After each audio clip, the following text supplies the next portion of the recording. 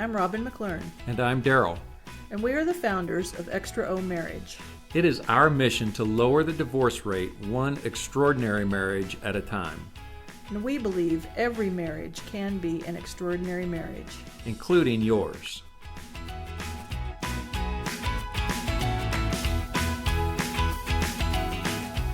All right, imagine this. You get up, it's a beautiful day, the sun is shining, you're excited, day off, finally an opportunity to go on a road trip. You get up, you pack a picnic lunch, you're headed to the beach, it's going to be a beautiful day, you're excited, everything is right. You put all that stuff in your car, you get out there, you get in your car, you're ready for the road trip, you start to drive down the road, you turn up the music, you're cranking the tunes, it's beach music. It's just one of those moments where everything is right. Driving down the road a little bit, and you glance up and you look in your rearview mirror. And what do you see? This jerk is on your tail. He is out of control. He is swerving, and he is not in a good place driving. And in fact, I think he even waved at you, but it wasn't the wave that you would like. You're focusing on him. You see him in your rearview mirror. It's just like all of a sudden you're looking forward, and now you're looking in your rearview mirror, and this guy is just driving you nuts. Road rage starts to pick up a little bit in you. You were thinking about the beach. You were thinking about the day. Everything was great. Now all of a sudden, this guy is capturing your attention. You're looking at him in the mirror, he starts to come around you, he pulls back in behind you, he waves at you with a kind of a one finger wave, and then all of a sudden, boom! The airbag deploys, it's in your face, your nose is bloody, it's like, what in the heck just happened? You're in the ditch, your car's totaled, and you look out the side window and the guy just kind of drives on by. What happened? You started to focus on the things in the rearview mirror, and all of your attention was going to this guy in your rearview mirror. You stopped looking ahead. You stopped looking at where you were going. You lost sight of your destination, and now your day's ruined. This jerk behind you ruined your day. Think about this. Sometimes the success in getting to our destination is about the difference between the rearview mirror and the windshield. That's what we're going to talk about today. We're going to talk about forgetting the past and focusing forward. But just kind of let that seep in a little bit as we go. So, just wanted to start with that. Well, before we jump into more of that, we just want to say thank you again to all of you that are watching. We appreciate your support. We hope that we're providing some helpful content and that you would benefit from, and that you would let us know. We'd love for you to like the content, to make comments. We'll definitely get back to you on the comments. We'll respond. And please share if you enjoy the content yourself, or chances are somebody who's in a relationship, whether it's a great one that could be better or a one that's really struggling and in trouble and could really use some help. Please share it with them. We really appreciate it. Yeah, we're glad you're here. So we're going to talk about we've kind of been in this series on making a decide and how to have an incredible, extraordinary marriage. But in every relationship, and we've experienced it, every relationship goes through stuff. Right. And it can be things from as simple as how you squeeze the toothpaste, or do you go over the top or behind on the toilet paper? Did you put the lid down or up? Yeah. All the way from that kind of stuff to the typical major issue that everybody talks about is adultery and an affair. But I think there's a spectrum and there's a range of stuff all the way in there that is just the junk and the crap and the stuff, kind of stuff that can derail you right, from your destination. Right. Stuff that we all deal with, from money and communication to intimacy and sexual stuff to all kinds of stuff that affect the relationship. And what we're going to talk about today is, I think that it's hard for folks because I think it's counterintuitive. It's counterintuitive. So we're talking about forgetting the past and focusing forward. But I think sometimes when we say that, we say, forget the past, focus forward, people automatically think, I got to totally forget and have amnesia to all this stuff that he just did. And I think, and if you go to the big stuff like adultery and affairs and cheating and that kind of stuff, it's like, well, how do you just forget that? Is that what we're talking about? Are we talking about forgetting, like amnesia, forgetting the past? Well, what are we talking about? We're talking about whenever you find yourself in that type of a situation, whether it's really serious or just everyday kind of stuff that gets under your skin. We're not talking about completely forgetting it forever. What we're talking about is setting it aside, not making it the primary focus. So forgetting it temporarily, because when you're in the middle of a difficult situation, you're not thinking properly. You're probably not as logical as you might be if you weren't in the middle of a difficult situation. Your emotions are possibly really high and might be more in control than usual.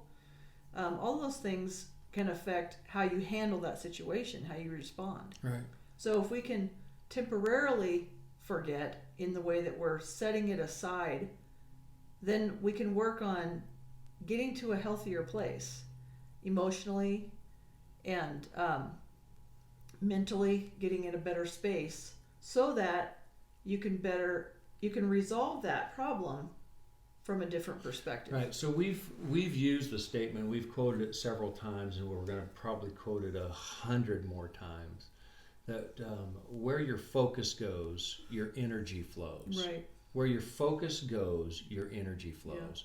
Yeah. And I think so often we're in situations or we've got a problem or we've got something, then it captures our focus. And so kind of the reason I started with that kind of the silly story is because I think that's how we live life a lot of times. All of a sudden this thing in the back here happens and it catches our attention, and so we focus on that rear view mirror and we're not watching where we're going. And all of our energy and all of our focus, and pretty soon all that stuff starts to, in the story, it took us away from that great destination, the joy, the excitement, the stuff. And man, I woke up happy, I woke up excited about where I was going, but where I focused shifted all of that and ruined my day. Right. And I think that's how a lot of us go through relationship stuff. Something happens, it captures our focus, and we're so into that problem that we lose sight of the relationship. We lose sight of where we're going. We lose sight of the destination we desire. And in doing so, all of our energy, all of our, where your focus goes, your energy flows. So we pour energy into all that negative stuff, causing it to derail us. I was just thinking about your story. It occurred to me that it not only with focusing behind you in the past, your rearview mirror, where you've already been, or something back there that's distracting you, it did not only ruin your destination, it ruined right where you were. Right. You crashed. Yeah. Because it took all of that focus. Actually, I think 90% of the people in Albuquerque drive that way. Right. I think most people are looking in their rearview mirror and they're driving horribly. Yeah. But all of that stuff begins to capture the focus and the attention. And when that happens, we become... think about counseling, traditional counseling. Interestingly enough, current statistics, some studies show that 25%, over a quarter of everybody who goes to marriage therapy or counseling leaves more frustrated than when they started. And 38% of those who go through marriage counseling end in divorce within 4 years. Wow. 38%. Well, and so stop and think about our traditional model of counseling. So most counseling focuses on what? The past. The problem. The problem.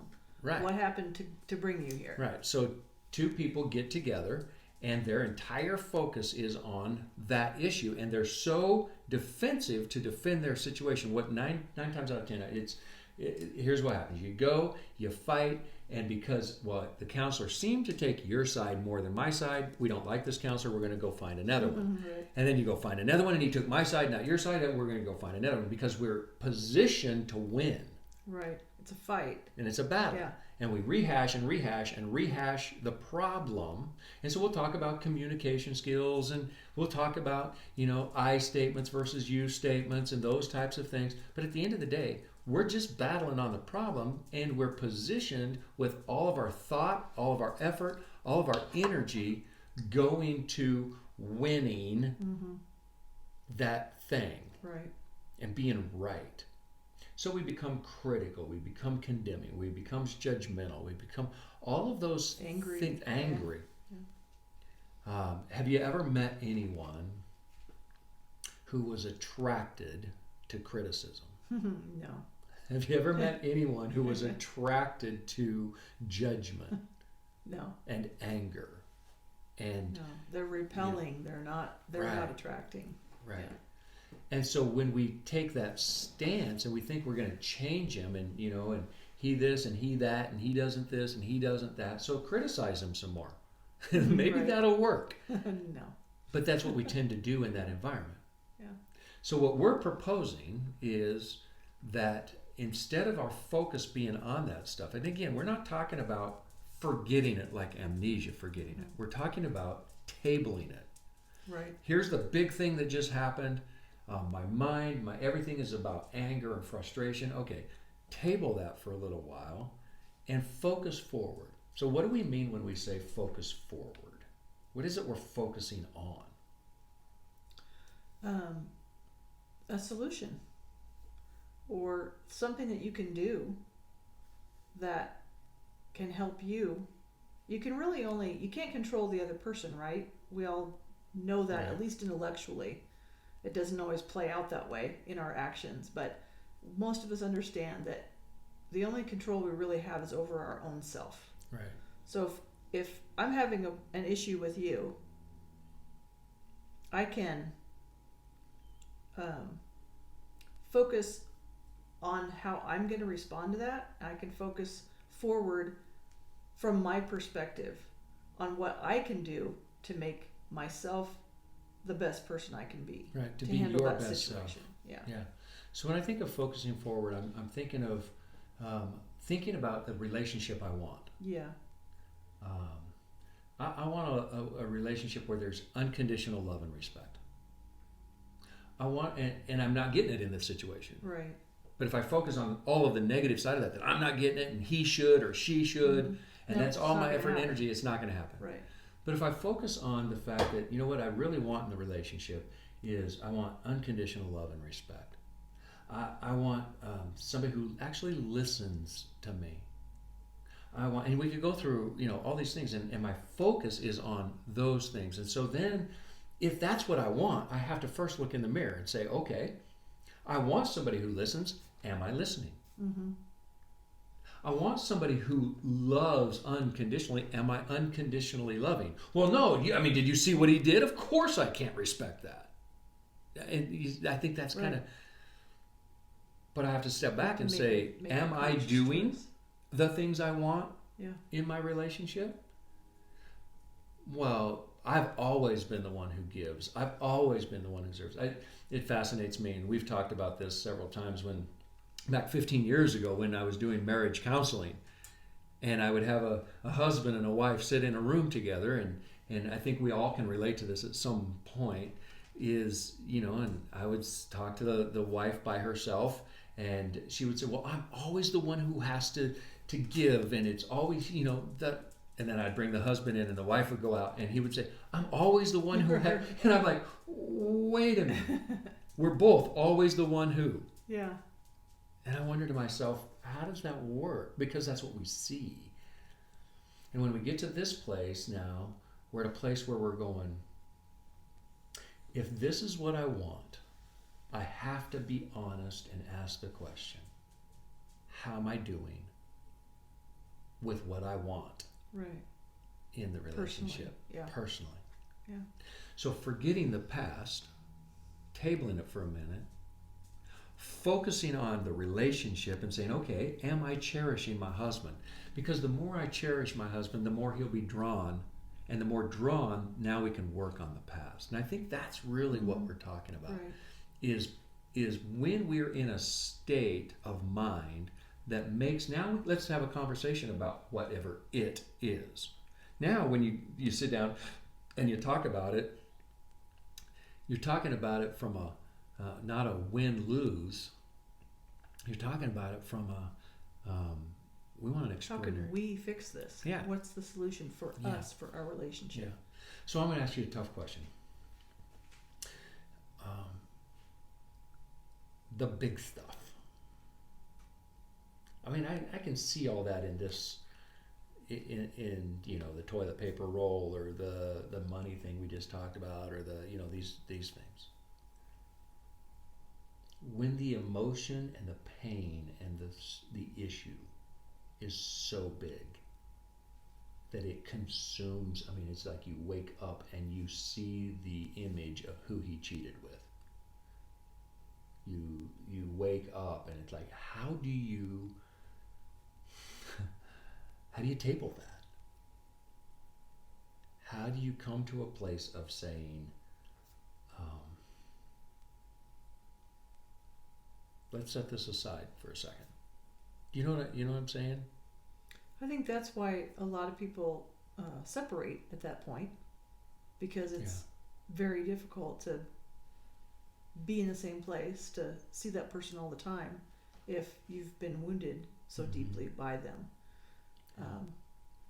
It's a tough situation. I think the word that comes to my mind again is our word, and it's intentional. Right.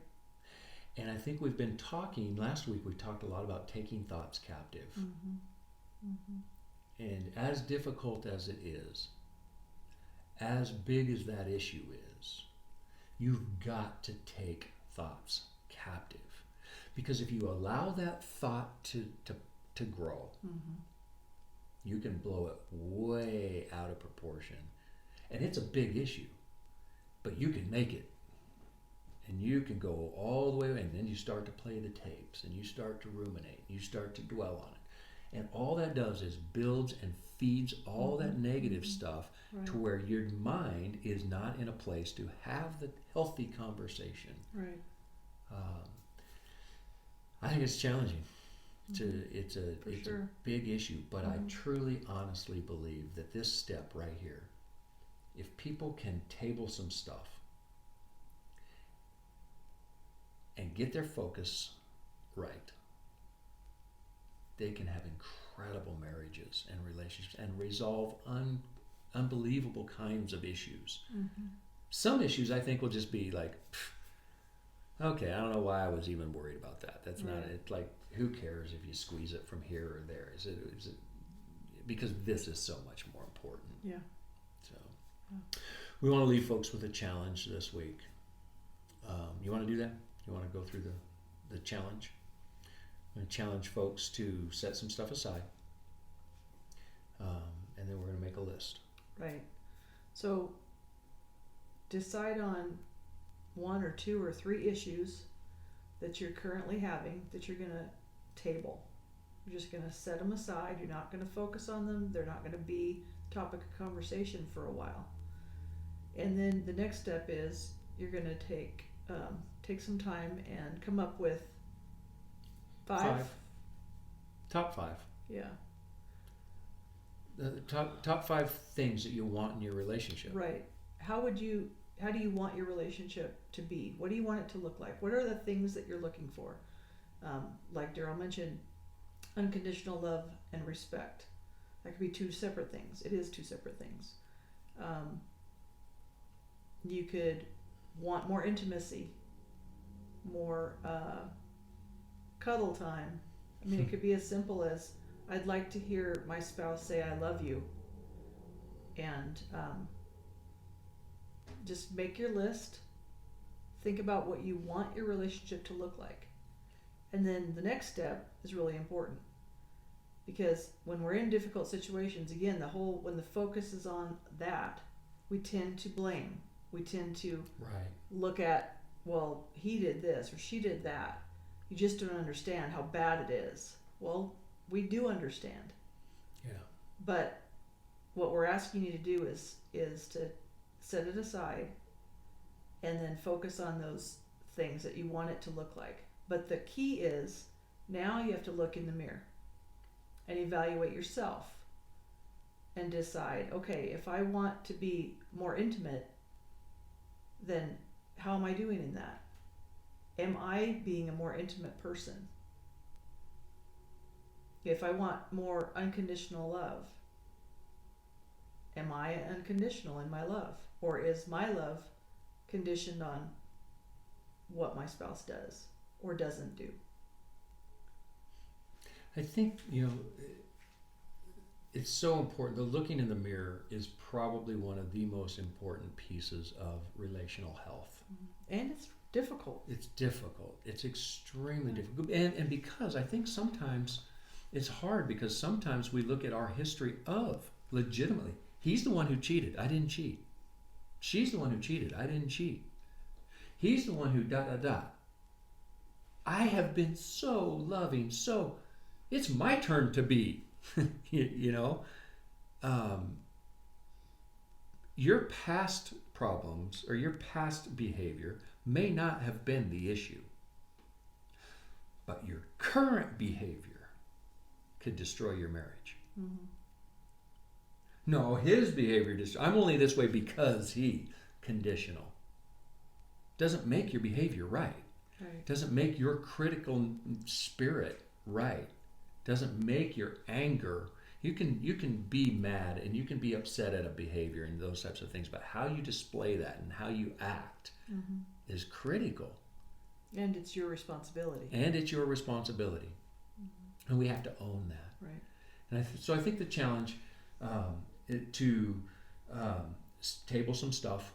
We all have some stuff at times that probably we don't need to focus on at that moment. Make a list. The list, your top 5 things that are like non-negotiable in your relationship. This is what I want. And then out of those, how are you doing? Look in the mirror. Be honest with yourself. Are you critical? But you don't want him to be critical? Are you listening?